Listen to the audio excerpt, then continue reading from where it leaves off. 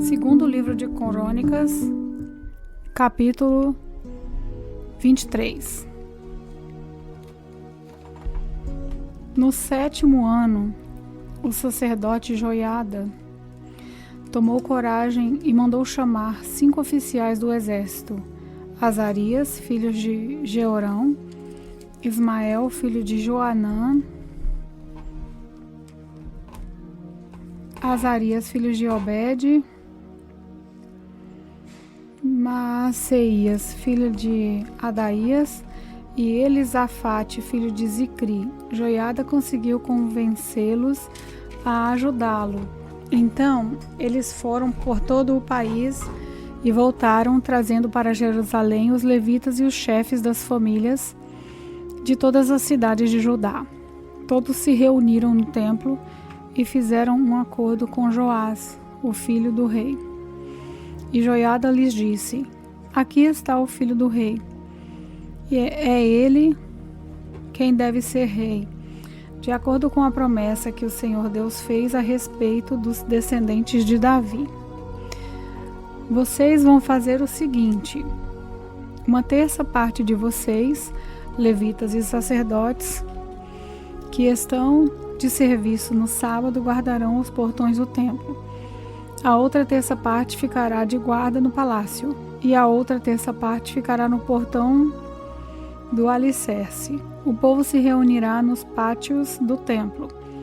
Ninguém deverá entrar no lugar santo, a não ser os sacerdotes e os levitas que estiverem de serviço. Eles poderão entrar porque foram consagrados. Todos os outros devem ficar do lado de fora, como o Senhor Deus manda. Os levitas, com as armas na mão, ficarão em volta do rei Joás e irão com ele a qualquer lugar onde ele for. Qualquer pessoa que entrar no lugar santo será morta. Os levitas e o povo fizeram tudo o que Joiada ordenou. Cada oficial reuniu seus homens, tanto os que estavam de serviço no sábado, como os que saíam, pois Joiada não deixou que fossem embora os que estavam saindo do serviço. Ele entregou aos oficiais as lanças e os escudos que tinham sido feitos do rei Davi e que haviam ficado guardados no templo. Em seguida, pôs por toda à frente do templo os soldados armados com espadas para protegerem o rei. Então levaram Joás para fora, colocaram a coroa na cabeça dele e lhe entregaram uma cópia do testemunho. Assim ele se tornou rei. Joiada e os seus filhos o ungiram, e todos gritaram: viva o rei! A rainha Atália ouviu os gritos do povo, que corria e dava vidas ao rei. E foi até o templo, onde todos estavam reunidos. Ela viu o novo rei perto da coluna, na entrada do templo. Ele estava rodeado pelos oficiais e pelos corneteiros, e todo o povo estava gritando de alegria e tocando trombetas. Os cantores do templo, com os seus instrumentos musicais, estavam dirigindo os cânticos de louvor, em sinal de respeito. Atalia rasgou as suas roupas e gritou: traição, traição! Joiada não queria que Atalia fosse morta na área do templo, e por isso deu aos oficiais do exército a seguinte ordem: levem a rainha para fora, passando pelo meio das filas de guardas, e matem qualquer pessoa que tentar salvá-la. Então eles prenderam e levaram para o palácio. E ali no portão dos cavalos ela foi morta. O sacerdote Joiada fez um acordo com todo o povo e com o rei Joás, pelo qual eles seriam o povo de Deus, o Senhor. Então o povo foi até o templo de Deus, Baal, e o derrubou. Eles quebraram os altares e os ídolos, e ali, em frente dos altares, pegaram Matã, o sacerdote de Baal, e o mataram. Joiada pôs os sacerdotes e os levitas para tomarem conta do serviço do templo. O rei Davi os tinha organizada em grupos para apresentarem os sacrifícios a Deus, segundo está escrito na lei de Moisés, e para cantarem e louvarem de acordo com as instruções de Davi. Joiada pôs guardas nos portões do templo para impedirem que qualquer pessoa impura entrasse na área do templo. Aí Joiada, os oficiais e as altas autoridades, os governadores e todo o povo levaram o rei do templo para o palácio. Entraram pelo portão principal e o rei se sentou no trono. Todos estavam felizes e a cidade ficou calma, pois Atalia tinha sido morta. 2 Crônicas, capítulo 24. Joás tinha 7 anos de idade quando se tornou rei de Judá. Ele governou 40 anos em Jerusalém, e a sua mãe se chamava Zíbia, e era da cidade de Berseba. Quando o sacerdote Joiada vivia, Joás fez o que agradava a Deus, o Senhor. Joiada arranjou para Joás 2 esposas que lhe deram filhos e filhas. Algum tempo depois, Joás decidiu fazer concertos no templo. Mandou chamar os sacerdotes e os levitas e lhes disse: vão pela cidade de Judá e recebam o dinheiro que o povo deve dar para pagamento do concerto que são feitos todos os anos no templo, e façam isso logo. Mas eles não se apressaram. Então o rei mandou chamar o grande sacerdote Joiada e perguntou: por que você não exigiu que os levitas trouxessem de Judá e de Jerusalém o imposto que Moisés, servo do Senhor, mandou cobrar do povo para pagar as despesas da tenda da presença de Deus? Atalia, aquela mulher má, e os seus seguidores haviam estragado o templo e tinham usado os objetos sagrados do templo na adoração do deus Baal. O rei mandou fazer um cofre que foi colocado perto do portão do templo, do lado de fora. Então anunciaram pela cidade de Jerusalém e pelo país inteiro que o povo deveria trazer a Deus o Senhor o imposto que Moisés, servo de Deus, havia mandado cobrar. Quando eles estavam no deserto, os chefes e todo o povo vieram alegres e puseram o dinheiro no cofre, até que ficou cheio. Todos os dias os levitas levavam o cofre aos funcionários do rei, e quando eles viam que estava cheio, os secretários do rei e o representante do grande sacerdote vinham, tiravam o dinheiro e levavam o cofre de volta para o templo. Assim ajuntaram muito dinheiro. O rei e Joiada entregavam o dinheiro aos homens que estavam encarregados do trabalho do templo. E eles contratavam pedreiros, carpinteiros e pessoas que trabalhavam com ferro e bronze para fazer os concertos no templo. Todos puseram mãos à obra e trabalharam tão bem que o templo acabou ficando como era quando tinha sido construído. Ficou até mais forte do que antes. Quando terminaram o trabalho, levaram o rei e a Joiada o ouro e a prata que haviam sobrado. Eles usaram esse ouro e essa prata para fazer os objetos usados para o culto no templo, e para os sacrifícios, e também para fazer vasilhas e outros objetos. Enquanto Joiada viveu, os sacrifícios foram oferecidos no templo todos os dias. Joiada viveu muito, até ficar bem velho. Ele morreu aos 130 anos de idade e foi sepultado junto com os reis na cidade de Davi, por causa do bom serviço que havia prestado ao povo de Israel, a Deus e ao templo. Depois da morte de Joiada, as altas autoridades de Judá foram falar com o rei e se ajoelharam em frente dele em sinal de respeito. E o rei concordou com o que eles disseram. Aí o povo parou de ir ao templo para adorar ao Senhor, o Deus dos seus antepassados, e começou a adorar os postes da deusa Aserá e outros ídolos. Por causa desse pecado, o Senhor ficou irado com o povo de Judá e com os moradores de Jerusalém. Mas o Senhor mandou profetas a fim de avisarem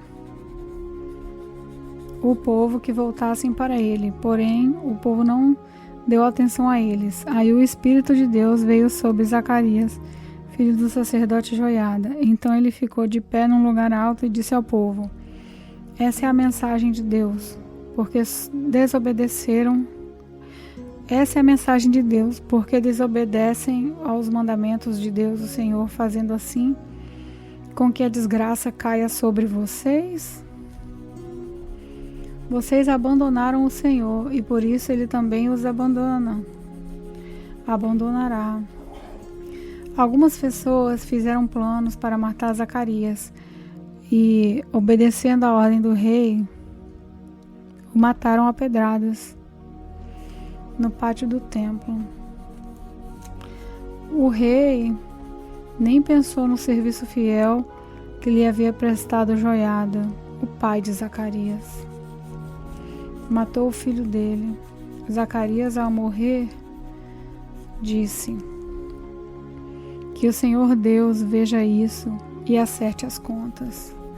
Durante a primavera, naquele ano, o exército sírio invadiu a terra de Judá e atacou a cidade de Jerusalém. Mataram as altas autoridades do país e mandaram para o rei da Síria, em Damasco, tudo o que levaram do país.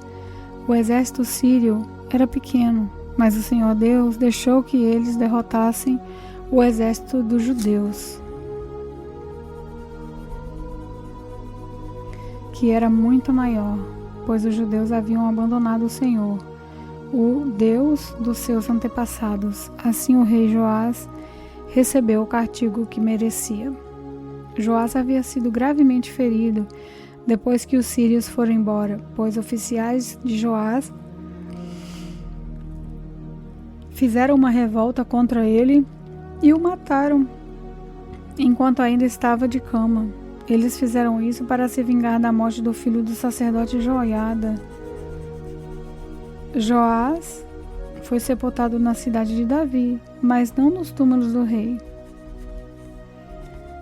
pois homens planejaram a morte dele. Zadab, filho de Simeate, uma mulher da terra de Amon, e Jeozabate, filho de Zinrite, uma mulher da terra de Moabe. No comentário sobre o livro dos reis, estão escritas as histórias dos filhos de Joás, as muitas profecias que foram feitas contra ele e a história de reconstrução do templo. Amazias, filho de Joás, ficou no lugar dele como rei. Segundo o livro de Crônicas, capítulo 25. Amazias tinha 25 anos de idade quando se tornou rei de Judá. Ele governou 29 anos em Jerusalém. A mãe dele se chamava Joadã e era da cidade de Jerusalém. Amazias fez o que é agradável a Deus, o Senhor, mas não foi sincero. Logo que se firmou no poder, ele mandou matar os oficiais que haviam assassinado seu pai, o rei. No entanto, não mandou matar os filhos deles, mas seguiu o que o Senhor havia ordenado na lei de Moisés.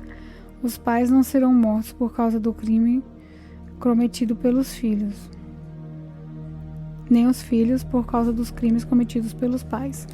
Uma pessoa será morta somente como castigo pelo crime que ela mesma cometeu. Amazias mandou chamar todos os homens que tinham 20 anos de idade para cima, das tribos de Judá e de Benjamim. Ele os organizou em grupos de 1000 e de 100, segundo as famílias a que pertenciam, e os pôs debaixo do comando de oficiais. Eram 300.000 homens. Todos eram soldados corajosos e experientes, armados com lanças e escudos. Além deles, Amazias contratou 100.000 soldados de Israel por uns 3.400 quilos de prata. Mas um profeta foi falar com Amazias e disse: ó rei, não leve esses soldados, pois o Senhor Deus não está com eles, esses homens do reino do norte. Mas se o Senhor achar que com eles o seu exército ficará mais forte, então Deus fará com que o Senhor seja vencido pelos inimigos, pois ele tem poder para dar a vitória ou a derrota.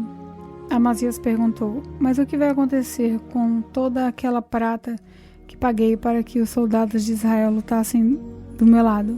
O profeta respondeu: o Senhor Deus pode lhe dar muito mais do que isso. Então Amazias mandou os soldados do reino do norte de volta para casa, e eles foram embora, furiosos com o povo de Judá. Amazias tomou coragem e foi com seu exército até o Vale do Sal, onde matou 10.000 edomitas. Outros 10.000 foram presos pelos soldados de Amazias e levados até o alto de um rochedo. Dali eles foram jogados e morreram esmigalhados lá embaixo.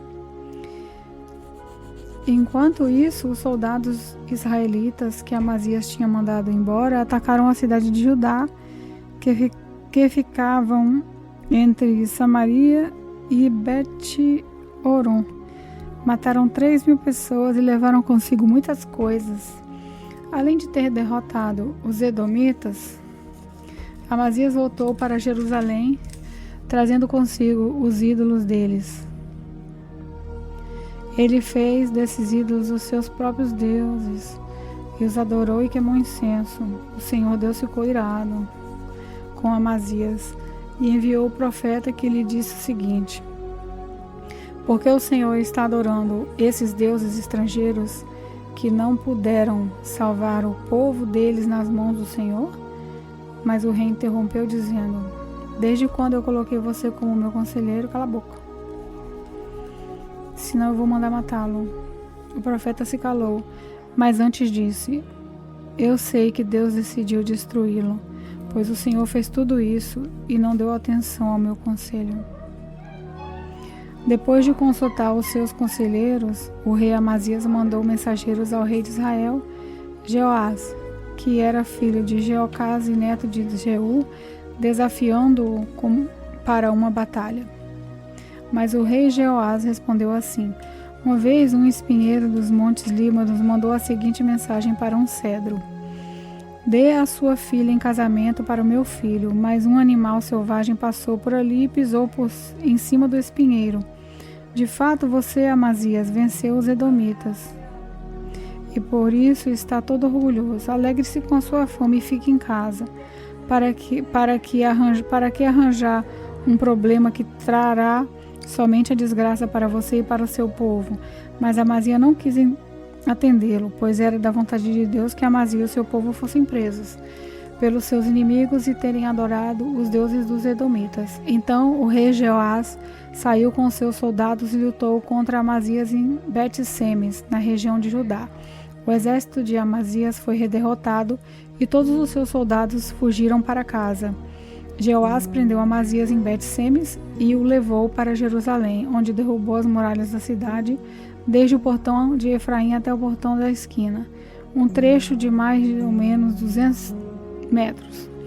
Ele pegou toda a prata e todo o ouro que achou, pegou todos os objetos do templo que estavam sendo guardados pelos descendentes de Obed-Edom e todos os tesouros do palácio, e também levou reféns e levou para Samaria.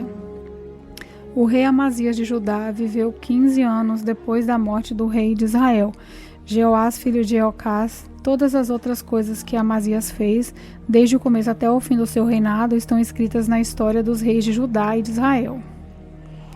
Depois que Amazias se revoltou contra Deus, o Senhor, houve uma conspiração em Jerusalém para matá-lo, e por isso ele fugiu da cidade de Laquis para a cidade de Laquis, mas os seus inimigos o seguiram até lá e o mataram. O seu corpo foi levado de volta para Jerusalém num cavalo e foi sepultado nos túmulos dos reis na cidade de Davi.